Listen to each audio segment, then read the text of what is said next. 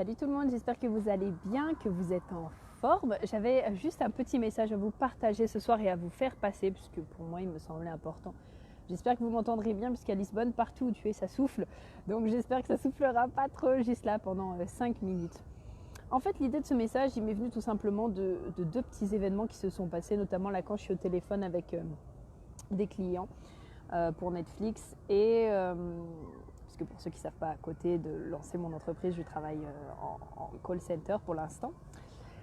Et en fait, ça fait 2 fois que je vois notamment des femmes, donc ça je sais, c'est notre côté maternel, etc., mais en fait qui veulent faire à la place soit de leur mari, soit de la personne en fait qui veut faire les choses. C'est-à-dire que quand j'entends au téléphone, le mari veut pour aller faire quelque chose et il y a la femme qui arrive derrière et qui fait « Non mais attends, c'est pas comme ça, je vais m'en occuper, etc. etc. » Et en fait, ce qui se passe, c'est que, bon, comme je dis, en tant que femme, on a souvent envie de faire ça parce que c'est un peu notre instinct, je pense, un peu maternel, un peu vouloir tout contrôler, un peu vouloir tout gérer, etc.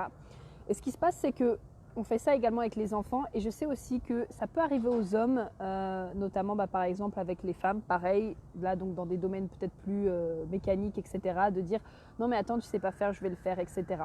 Sauf que qu'est-ce qui se passe? Quand on veut faire à la place de l'autre personne et qu'on ne lui laisse pas la responsabilité de sa vie et la responsabilité de faire ses tests de vie, mais en fait la personne déjà premièrement elle va perdre confiance. Ça vous est déjà arrivé, je pense, vous également, quand quelqu'un veut faire les choses à votre place? C'est chiant, non? Vous êtes en train d'essayer, vous êtes en train d'apprendre, et il y a une personne qui arrive et qui fait « Non mais attends, laisse faire, je vais le faire parce que je vois que tu n'y arrives pas. » Comment vous vous sentez franchement quand vous faites ça, quand on vous fait ça? Moi je sais que quand quelqu'un me fait comprendre en gros « T'es nul, attends, je vais faire à ta place », franchement moi ça me plaît pas du tout, mais alors pas du tout. Et en plus de ça, ça permet pas d'apprendre, ça permet pas de faire ces tests de vie, tout simplement.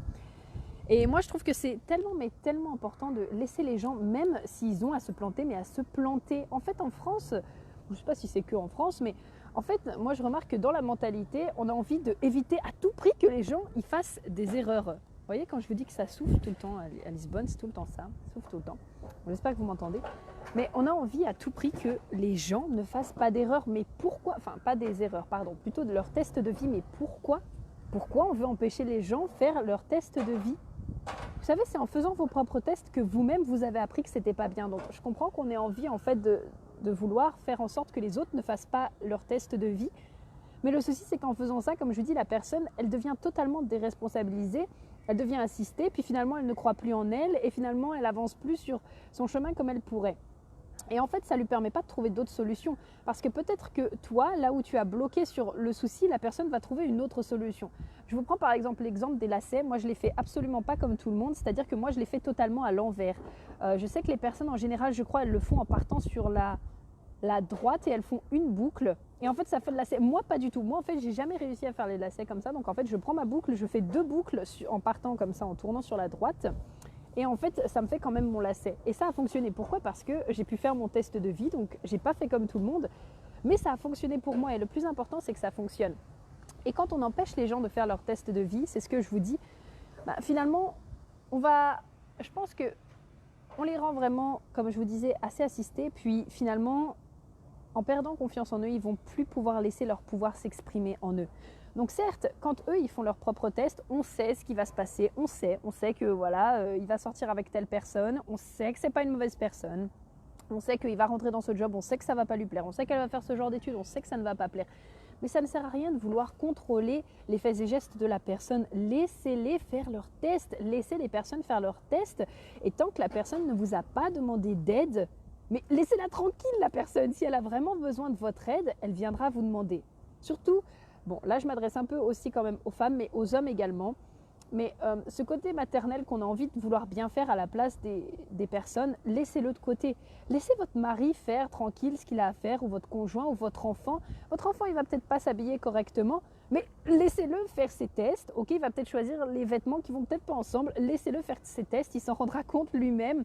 Votre conjoint ou votre mari ou votre femme, elle arrive peut-être pas à faire comme vous avez envie qu'elle fasse ou qu'il fasse, mais laissez-les faire leurs tests. C'est vraiment le message que j'avais envie de vous faire passer ce soir, c'est laisser les gens faire leurs tests et ne leur imposez pas votre vision de faire les choses. Vraiment, ne leur imposez pas votre vision de faire les choses parce que L'humain est très intelligent et l'humain va toujours trouver des solutions pour pallier à quelque chose qu'il n'arrive pas à faire. Et comme ça, la personne va développer sa créativité, elle va développer une autre manière de faire et ça va vous permettre, vous également, de voir les choses sous un autre angle. Donc vraiment, laissez les gens faire leur test de vie, même si vous savez qu'il va arriver quelque chose. On sait c'est chiant parce qu'on sait ce qui va se passer, mais laissez les gens faire leur test de vie et arrêtez de voir les tests de vie comme quelque chose de mal. Franchement, c'est super que les gens testent et qu'ils se plantent et qu'ils recommencent et qu'ils recommencent. Pourquoi ? Parce que grâce à ça, on va développer la résilience. Et en développant la résilience, ça va nous permettre de progresser, ça va nous permettre de jamais abandonner dans la vie, ça va nous permettre de relever quand on aura un échec. Quand on n'est pas habitué, qu'on n'a pas de résilience et qu'on est habitué à ce que les autres nous assistent et à nous disent quoi faire, on devient assisté de la vie. Et là, par contre, pour se démerder tout seul, si un jour on se retrouve au bord d'une île, si on n'a personne à qui demander, ça va être compliqué. Vous voyez ce que je veux dire ? Donc vraiment, mon message, c'est de laisser les gens faire leur test de vie, même s'ils ne font pas comme vous. C'est pas grave, on n'est pas fait pour être tous de la même manière. Et voilà, c'était le message juste que j'avais envie de vous faire passer. Donc je vous embrasse très fort, je vous aime d'amour et je vous dis à très vite. Bye bye et très bon dimanche à tous. Ciao.